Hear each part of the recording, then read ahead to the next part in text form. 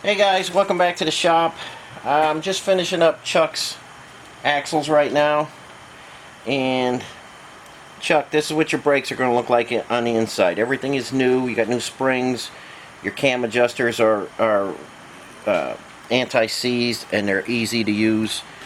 When you hook up your brake lines and you bleed them, you're going to have to basically bleed these after adjust them, after you bleed them.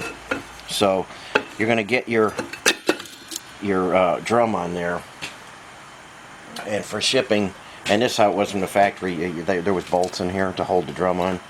I'm just going to put some brass ones in there with anti-seize on so you can get the drum off. You shouldn't need to get the drum off, but if you want to peek in there, you can.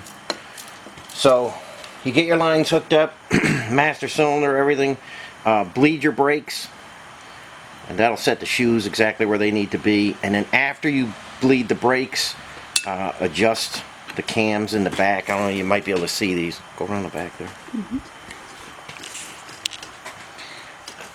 This nut you loosen and you turn the cam, and that's going to move the shoe in and out. So that's how you'll adjust it. You'll adjust the shoe till it hits the drum and then back off a little bit. But do that after you bleed them. Everything is finished inside, so like I say, you don't need to take the drum off.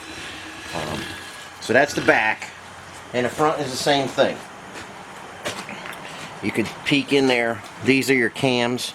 That's what's going to adjust your shoe in and out, and you turn that from the back. So easy to do. And when you get this axle from me, I'm going to fill this up with knuckle lube, so you won't have to worry anything about the knuckles being lubed. I'll set that up for you. I'll put some differential lube in there because I don't want to ship anything dry. You know, the humid weather around here, I don't want anything rusting inside. But I will fill up the differentials. I'll fill up the knuckles. The wheel bearings are adjusted and greased. You won't have to do anything with those for a long time. And I'll get these painted in the next day or so, and then get them on a pallet for you. I've been trying to get your worn hubs freed up. I can't get those working the way I want, so I'm going to put some new hubs on here. But I'll be back in just a little bit when we're greasing the knuckles and stuff, and talk more about what's happening and the exact ship date when we're going to get this out to you. So hang in there, I'll be right back with you. Okay, Chuck, just getting you set up with some diff lube. This is the finest stuff on the market right now. I sell it along with my other lubes. And we're going to get you filled up so everything is coated on its trip to you.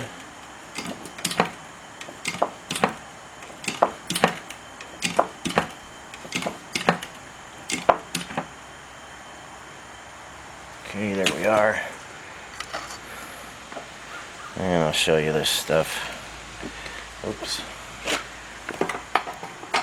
The good thing about this stuff is it's super tacky. Oops, hang in there. It clings like no other gear lube. See that tackiness? That's what makes it good. And like my other stuff, we spared no expense in getting the best lube out there, and you have it in your front and rear differential now. I'm going to send you probably 1 quart extra. When you put the axles in the Jeep, I've got them kind of level right now, but when you put them in the Jeep, they won't be perfectly level, so you may need a bit more. And I'm going to put an extra quart in there for you when I ship these to you. So front and rear diff are lubed, and we're going to fill up those knuckles next. And a little bit of paint, and that's about it. And I should be able to get these on a pallet, hopefully by the end of the week for you. So hang in there, we'll go after the knuckles next. Okay guys, I'm just going to go over some knuckle lube again. I get a lot of questions A lot of emails, a lot of people asking how I get the knuckle lube in there. You're going to want it flush with the bottom of that hole, and I use a suction gun such as this. This is a snap-on one I've had for, God, I don't know, 30 years. I did put a rigid piece of pipe on there. So I take the cap off, and this is what the knuckle lube is going to look like when you get it. It's going to come in a bucket, and you're going to have it. And then I just take it, and I fill that up like that.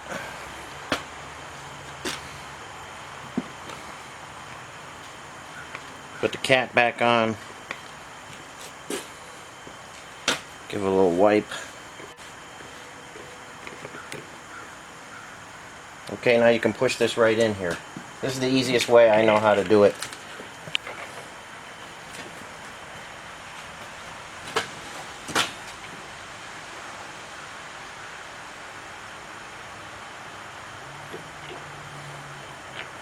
Now it's going to run out on you pretty quick, but it's not full. You've got to spin your axle. Let me straighten this out a little bit so I can spin it easy. Got to spin your axle around.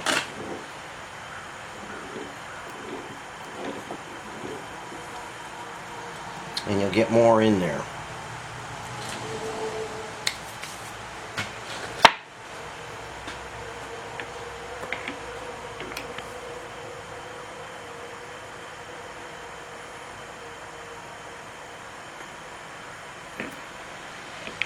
Okay, it's coming out again. We're going to spin it again. And it takes a couple times of doing that, and you'll eventually be filled up. So you can get a suction gun like this, like at any tool retailer. That's the easiest way I know how to put it in there. So I'm going to get you filled up with knuckle lube, Chuck, and that'll be it for lubrication. Like I say, the wheel bearings are already packed, adjusted, and ready to go. The knuckles will be lubed. The differential will be lubed. There's nothing you need to do except check the level of the differential fluid. Hook up your master cylinder and brake lines, and bleed the brakes, and you're off and running. So we'll continue. We'll fill that other knuckle, and I'll be back with you in a little bit.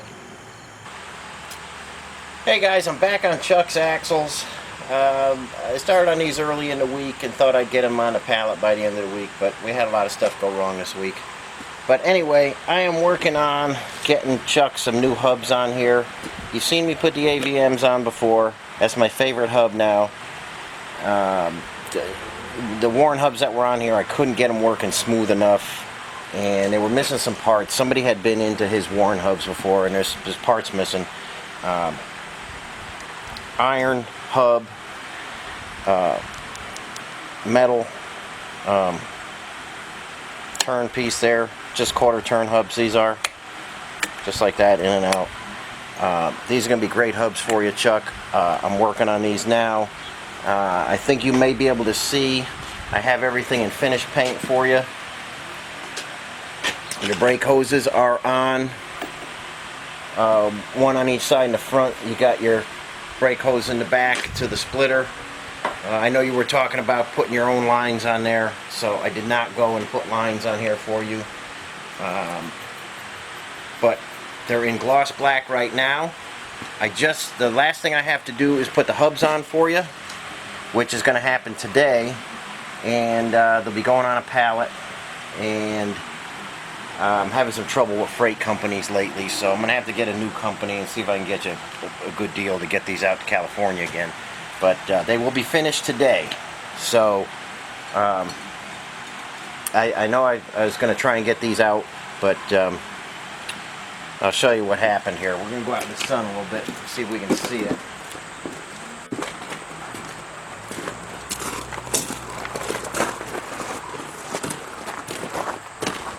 Okay, I got a 275 tote here, and I've been having to drive around and pick up water. Our farm animal well went dry, so I got to go and get water every day, so that's kind of slowing me down. It's been a super dry year here. That well finally went dry, and it's a real nuisance. We don't have rain in sight for the whole next 4 or 5 days, so we'll try and conserve this. And the cows drink a lot of water, and chickens are really drinking down water, so it's a nuisance, but that's what we have to do right now because we're in such a drought situation. So that has slowed me down a bit and got me behind on projects a little bit. But now that we got a decent source for water, it's just a matter of going and getting it and bringing it back.